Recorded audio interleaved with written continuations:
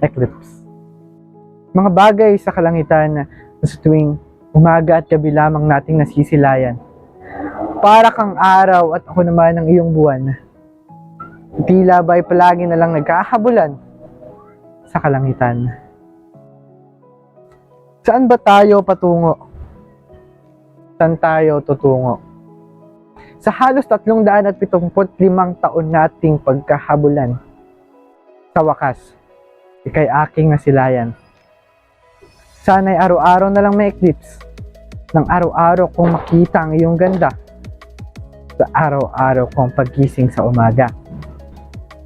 Isang araw na nagbibigay liwanag at saya, sa tuwing ako'y nasa madilim na kama. Para kang isang kumot na yumayakap sa tuwing ako'y nalulungkot. Oops! Teka. Ba't ako napapakanta? Siguro, ganun talaga kapag inspired. For incomparable beauty. Inspired, kasi wala na. Ay! Expired pala yun. Wait. Bumalik tayo. Isipin mo yung mga araw o mga oras nakasama kita. Alam mo yun? Palaging naiisip na, bitin. Kasi sobrang sandali lang, minuto. Hindi pa nga lumalampas ng 10. Pero, para sa akin yun yung pinakamasayang bahagi ng buhay ko.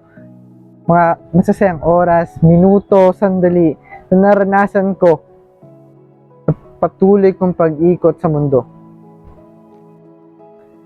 Para kang si Ash at ako naman na si Pikachu. Isang tawag mo lang, andyan agad ako. Pero sa tuwing ako yung nangihina, andyan ka. Andyan ka para itapon yung Pokeball at ibalik ako sa loob para magpahinga. Ironic, hindi ba? Kahit halugugin mo pa ang lahat ng library sa buong mundo, hindi ka makakahanap na isang libro na tumutukoy sa isang katulad mo.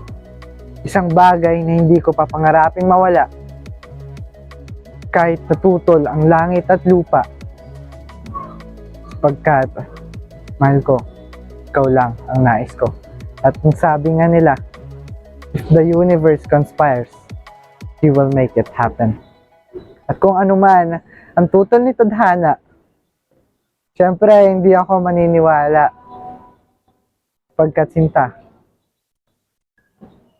ikaw lang ang aking nanaisin hanggang sa ako ay mawala. Muli, maraming salamat sa pakikinig. Ito lamang at dito na nagtatapos ang aking pyesa. Naway nagustuhan nyo ang titulo. Ang pyesa kong may titulong Eclipse. At kung gusto nyo pa makarinig ng ganitong mga pyesa, ay maaari kayong pumunta sa aking YouTube channel na The Silent Stanza.